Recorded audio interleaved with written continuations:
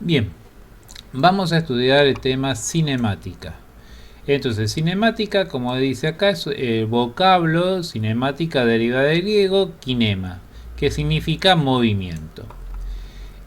Entonces, ¿qué es la cinemática? La cinemática describe los movimientos independientes de las causas que lo provocan. O sea, no estudiamos las causas que lo provocan. ¿Qué es el movimiento? Yo me puedo dar cuenta que algo se mueve cuando cambia de posición. O sea, no necesariamente lo tengo que observar eso. Puede ser que yo veo una taza arriba de la mesa, salgo y cuando vuelvo lo encuentro en el piso rota. Entonces, obviamente, sin verlo, yo sé que eso se movió. ¿Por qué? Porque cambió de lugar. ¿Está? ¿Cuándo se empieza a trabajar con cinemática? Bueno, el estudio de la cinemática empieza con la llegada de los cañones. Cuando el alcance de los cañones era mucho mayor que lo que puede ser una flecha, la diferencia de un grado o dos con respecto al suelo de la inclinación del cañón, el proyectil variaba mucho la posición donde caía. No en cambio con las flechas, obviamente como el alcance de la flecha es 12, 15 metros, esa pequeña diferencia de ángulo no hacía mucha diferencia a la distancia que hubiese llegado la flecha. Y además para poner a practicar, por ejemplo, a un arquero para que tenga puntería, bueno, supónganse tiene que disparar 100, 500 veces. ¿Cuál es el problema? Una vez que haga el disparo, va, recoge la flecha y sigue lanzando las flechas. Bien. En el caso de alguien que está en un cañón, no puede dar 1000 cañonazos hasta que tenga puntería porque es muy costoso eso. Pero no solo eso, sino como dijimos anteriormente, el hecho que una diferencia de pocos grados hace que ese proyectil vaya a posiciones muy diferentes.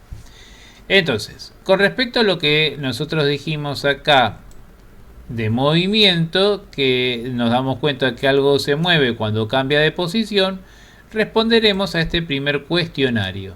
Bien, entonces, como dice acá, punto 1, indicar cuál de los siguientes cuerpos están a su juicio en reposo y cuál es en movimiento. Entonces, un pájaro en vuelo, obviamente podemos decir que está en movimiento. Un libro sobre la mesa, que está en reposo.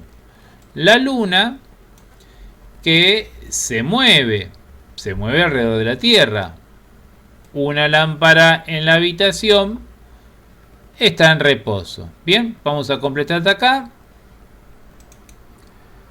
Bien, el problema viene acá, ¿está? En el sol. Nosotros sabemos que unos siempre le enseñaron que el sol está quieto y la Tierra se mueve alrededor del sol.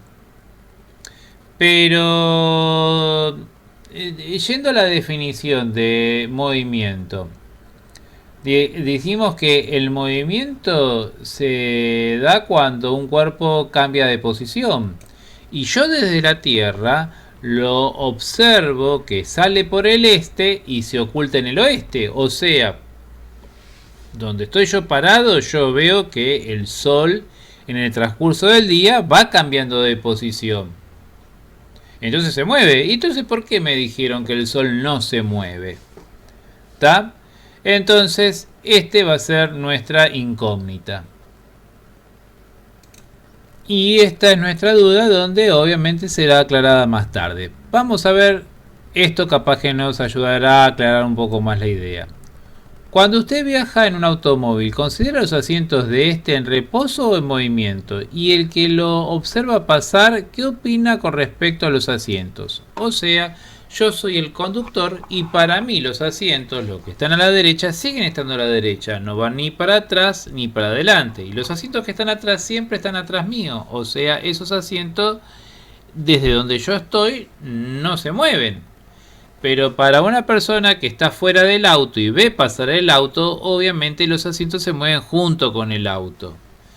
Entonces, una cosa puede estar en reposo o en movimiento al mismo tiempo.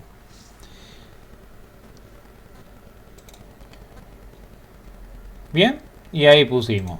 O sea, están quietos los asientos y para otros se mueven. Depende de la persona.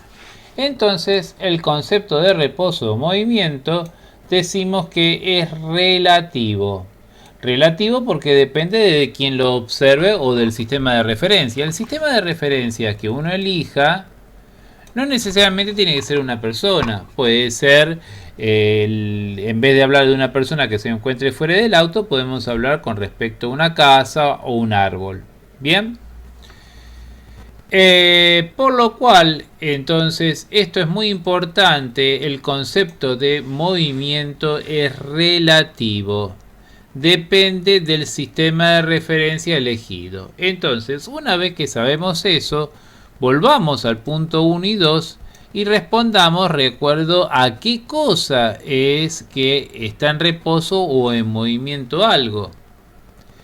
Entonces, aquí podemos decir que una vez se encuentra en movimiento respecto a una casa o un árbol. Un libro se encuentra en reposo con respecto a la mesa. La luna se encuentra en movimiento respecto a la Tierra. Las lámparas se encuentran en reposo respecto a una esquina de la habitación. ¿Está? Bien, y ahí completamos. Y entonces, acá no había problema. La luna respecto a la Tierra, la lámpara respecto se encuentra en reposo. La lámpara se encuentra en reposo y acá podemos completar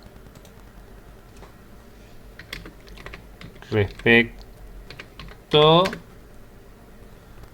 a una esquina de la habitación.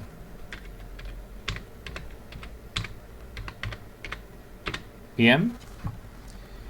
Y el Sol lo podemos considerar en movimiento respecto a la Tierra y en reposo respecto a sí mismo, al Sol mismo. O sea, cuando uno se establece como sistema de referencia, ese sistema de referencia está en reposo. Si yo me paro arriba del Sol, ¿tá? Imaginémoslo. Nuestro Sol, el Sol siempre va a estar debajo de nuestros pies. Entonces, por más que se mueva el Sol por la Vía Láctea o alrededor de la galaxia, obviamente para nosotros siempre está debajo de nuestros pies, así que no se mueve. Lo mismo uno puede decir de la Tierra.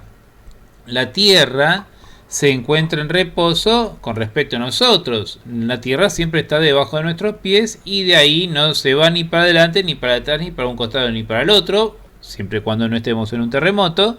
Entonces ahí vamos a decir que la Tierra se encuentra en reposo. Bien. Cuando acá ven, para una condición de reposo es que si trabajamos con este sistema de referencia y ese mismo sistema de referencia consigo mismo siempre está en reposo. Y con respecto a los asientos, nosotros para una persona acá ya lo justificamos. Para la persona que se encuentra dentro del auto está quieto. Y para la persona que se encuentra fuera del auto se mueve. Bien. El siguiente punto, estamos hablando de trayectoria. Y esto lo dejamos para el segundo video que les voy a mandar. Y con eso terminamos esta primera parte de cinemática.